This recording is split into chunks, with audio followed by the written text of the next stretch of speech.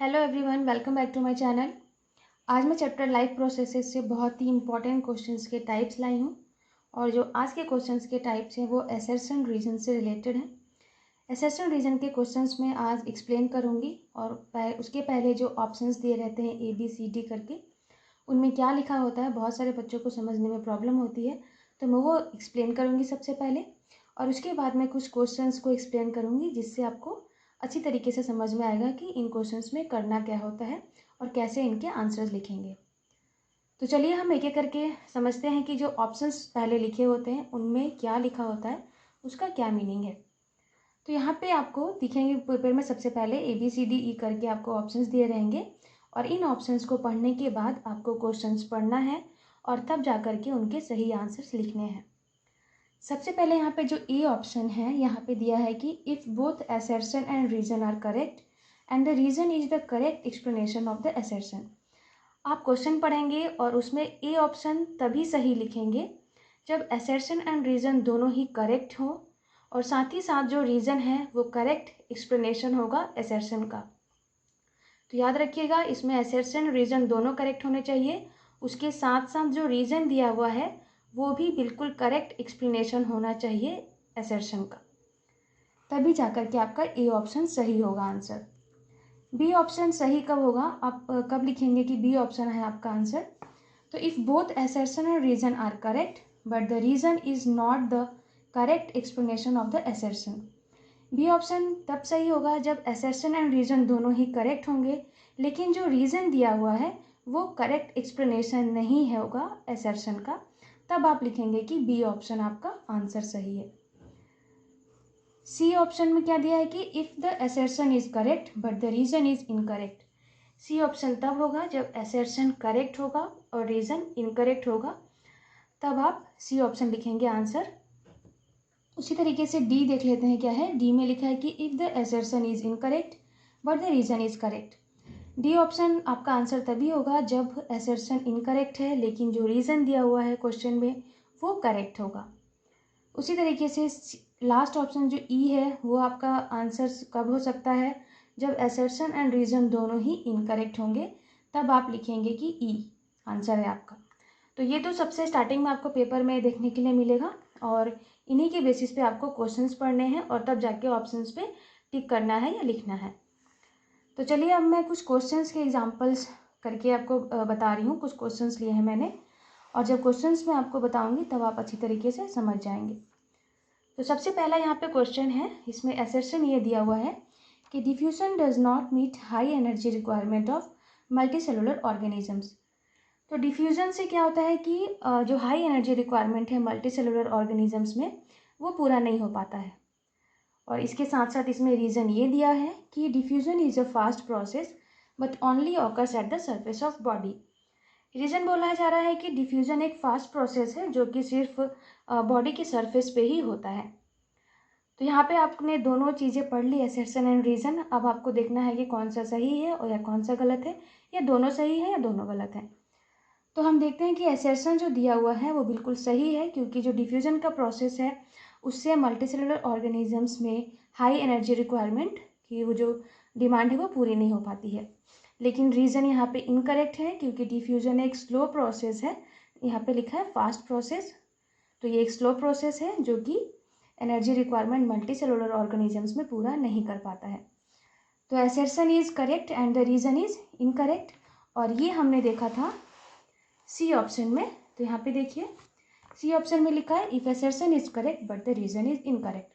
तो इसका सही आंसर हो जाएगा C option, assertion is correct and the reason is incorrect. तो आपको इसी तरीके से पेपर में सी ऑप्शन लिखना है, या अगर आपके ऑप्शंस दिए हैं टिक करने बोला जाएगा तो आपको टिक करना है। अब देखते हैं हम दूसरा एक क्वेश्चन और यहाँ पे देखते हैं। तो ये क्वेश्चन है कि असर्शन में दिया है कि सलाइवा कंटेन्स पेप्सिन एंजाइम और रीज़न में दिया गया है कि पेप्सिन डाइजेस्ट लिपिड। तो पहले असर्शन में दिया है कि सलाइवा में पेप्सिन एंजाइम होता है, जो कि इनकरेक्ट है क्योंकि सलाइवा में सलेवरी अमाइलेज होता है। और दूसरा रीज़न दिया है कि पेप्सिन डाइजेस्ट लिपिड्स, ये भी इनकरेक्ट है क्योंकि जो सलाइवा है वो डाइजेस्ट करता है स्टार्च को। तो यहाँ पे जो असर्शन है और रीज़न है दोनों ही इनकरेक्ट हैं, तो इसके लिए हमने जो ऊपर के ऑप्शंस देखे थे उसमें जो ई ऑप्शन है, if both assertion and reason are incorrect, तो ये आपका आंसर हो जाएगा सही।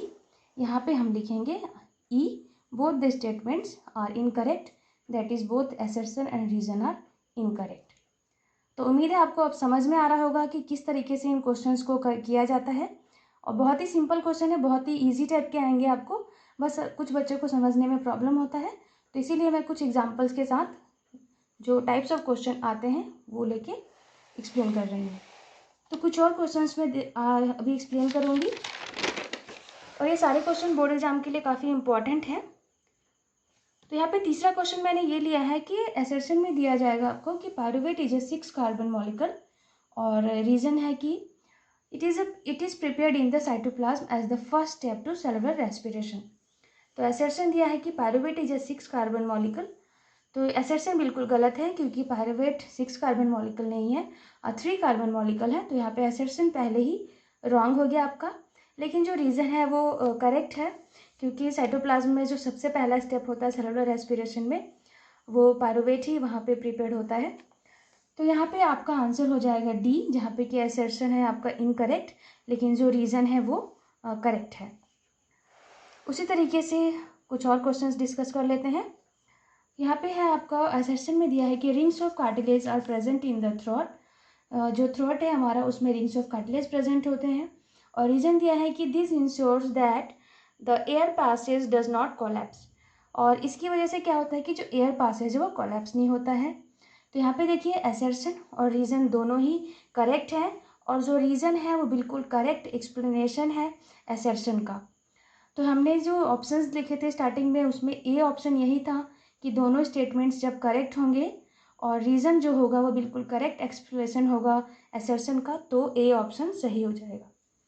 तो यहाँ पे असर्शन सही है, रीज़न भी सही है, और जो रीज़न है वो भी बिल्कुल करेक्ट एक्सप्लेनेशन है असर्शन का। तो आंसर लिखेंगे A, both the statements are correct and the reason is the correct explanation of assertion.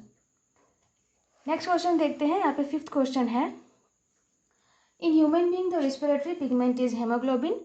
Human being में रेस्पिरेटरी पिगमेंट हेमोग्लोबिन है, तो ये बिल्कुल सही है कि ह्यूमन बीइंग में जो रेस्पिरेटरी पिगमेंट है वो हेमोग्लोबिन ही होता है। और यहाँ पे रीज़न ये बोला गया है इसका कि it is a type of protein which is high affinity carbon dioxide, मतलब ये एक टाइप का प्रोटीन है जिसकी बहुत हाई एफिनिटी होती है कार्बन डाइऑक्साइड के साथ। तो जो रीज़न है ये इनकरेक्ट है, क्योंकि जो हेमोग्लोबिन होता है उसकी हाई एफिनिटी होती है ऑक्सीजन के साथ, लेकिन यहाँ पे कार्बन डाइऑक्साइड लिखा है। तो यहाँ पे असर्शन है करेक्ट, और जो रीज़न है वो हो गया आपका इनकरेक्ट। तो यहाँ पे ऑप्शन सी आपका सही हो जाएगा, बिकॉज यहाँ पे जो रीज़न है वो इनकरेक्ट है। लास्ट क्वेश्चन इस टॉपिक का मैं डिस्कस करती हूँ। तो यहाँ पे लास्ट क्वेश्चन है ये, यहाँ पे देखते हैं असर्शन दिया हुआ है आपका। असर्शन ये है कि arteries are thick walled and elastic in nature. जो आर्टरीज हैं वो थिक वॉल्ड होते हैं और इलास्टिक होते हैं नेचर में। ओके, तो ये जो स्टेटमेंट दिया हुआ है असर्शन का बिल्कुल करेक्ट है, लेकिन रीज़न क्या दिया है इसका कि arteries have to transport blood away from heart, कि आर्टरीज को जो ब्लड है वो हार्ट से मतलब अभी हार्ट से दूर ट्रांसपोर्ट करना पड़ता है।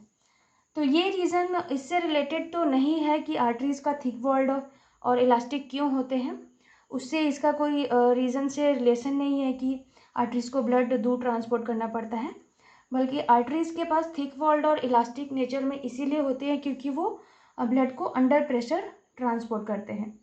तो अगर यहाँ पे रीज़न दिया होता है कि ब्लड अंडर प्रेशर ट्रांसपोर्ट कर रहे हैं, तो ये जो असर्शन होता उसके हिसाब से रीज़न भी सही होता, लेकिन यहाँ पे जो रीज़न है वो इनकरेक्ट है, क्योंकि असर्शन के हिसाब से रीज़न सही नहीं है। तो यहाँ पे हो जाएगा आपका कि यहाँ पे बी ऑप्शन से हो जाएगा कि ये क्या हो रहा है कि असर्शन भी सही है लेकिन और रीज़न भी सही है, लेकिन जो रीज़न है वो क्या है कि करेक्ट एक्सप्लेनेशन नहीं है असर्शन का। दोनों यहाँ पे असर्शन रीज़न करेक्ट हैं, बिल्कुल सही है, लेकिन जो रीज़न दिया हुआ है वो करेक्ट एक्सप्लेनेशन नहीं है असर्शन का। तो हमने बी ऑप्शन में यही देखा था कि जब दोनों असर्शन रीज़न करेक्ट होंगे लेकिन जो रीज़न है वो करेक्ट एक्सप्लेनेशन नहीं होगा असर्शन का, तो बी ऑप्शन सही हो जाएगा। तो इसी तरीके से आपको असर्शन रीज़न के क्वेश्चंस एग्ज़ाम में आएंगे और आपको हर क्वेश्चन को समझना होगा, हर असर्शन रीज़न को आपकी उसके बीच में रिलेशन देखना होगा, सही है या नहीं, रीज़न सही दिया है या नहीं। उसके बाद ही आपको ऑप्शंस, जो सही ऑप्शन है उस पर टिक करना होगा या लिखना होगा। तो उम्मीद है आपको आज का लेक्चर अच्छी तरीके से समझ में आया होगा कि किस टाइप से असर्शन रीज़न के क्वेश्चंस को सॉल्व करना है। और फिर नेक्स्ट लेक्चर में मैं इसी टाइप के कुछ और क्वेश्चंस को लेके आऊँगी।